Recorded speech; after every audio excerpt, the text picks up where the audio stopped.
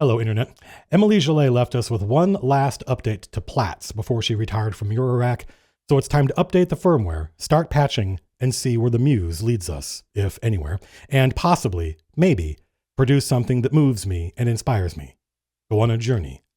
Make some art. I got into Eurorack back in 2017. I wasn't really looking for a new hobby, but YouTube suggested some videos featuring the Mother 32 making some very Blade Runner-y sounds, and I couldn't resist.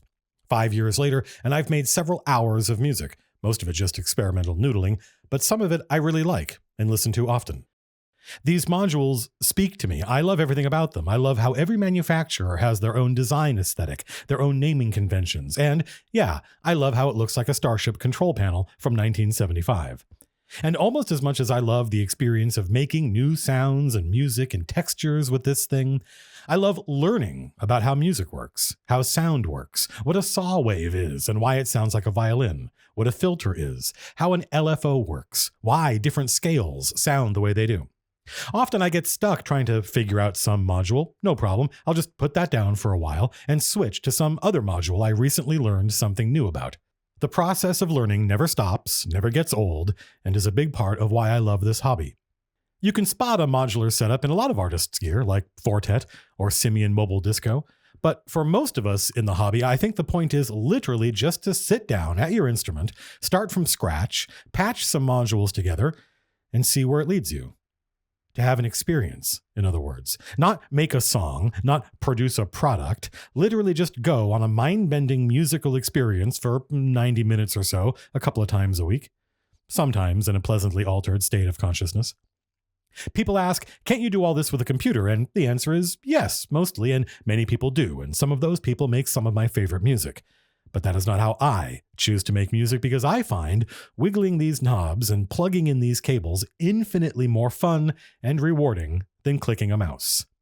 And maybe the point of art isn't to make it in the most efficient manner possible. Maybe not everything we do needs to be optimized.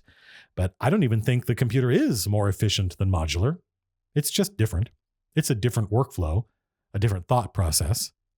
This hobby is ridiculously expensive. I can't recommend it to anyone trying to raise a family or save for a home, but you can do most of this for free using VCV Rack. You can download it and start patching tonight, but maybe watch a tutorial video first.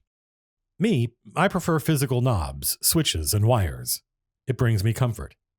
Often, the world outside seems insane, unfixable, and deeply, deeply anti-human, and inevitably, we feel powerless. And this can lead to some very dark thoughts. I don't have a solution. I don't have a cure. Do not trust anyone trying to sell you a simple solution to a complex problem. But I know that making something, creating something, makes a difference. It makes a difference to my state of mind. And sometimes art changes the world because it can change how people think and feel. We are cursed by consciousness. We know, and we know we know, and this can cause the mind to start feeding on itself. We have imagination, which is usually very helpful because it allows us to solve problems, both material in the real world and mental in our own heads. But that same imagination allows us to sometimes very vividly imagine bad or even catastrophic outcomes. And it doesn't matter how unlikely or unrealistic those outcomes are. Our rational mind reminds us that these outcomes are possible and, in some cases, inevitable. I don't know what the future holds. I don't know how long I have or we have, but I know that whatever happens, people will keep making art. The human species may have experienced one or more population bottlenecks many thousands of years ago, and I don't know if the people who survived had any awareness that they were the last Homo sapiens on the planet. But I know this. They made art because that's what humans do. You make art. I don't know how you do it. I mean, I don't know how you do it. I write and make music and run D&D, but here's part of the secret. Experiencing art, I refuse to say consuming it. Experiencing art is creating art, because in order to think about it, feel about it, experience it, you must first imagine it in your mind. You read The Lord of the Rings and you imagine what Tolkien is talking about, and you imagine what these characters and places look like or sound like, and no one else is imagining it in exactly the same way. It's yours. It's uniquely yours, and no corporation or religion or government is getting in the way. You listen to Wind and Wuthering, and you imagine things in your mind that might be completely unrelated to the musicians or their instruments or what they intended. And it is that unique, personal, idiosyncratic place between what the artist created and what you imagined that is art. You make art. You do it to survive.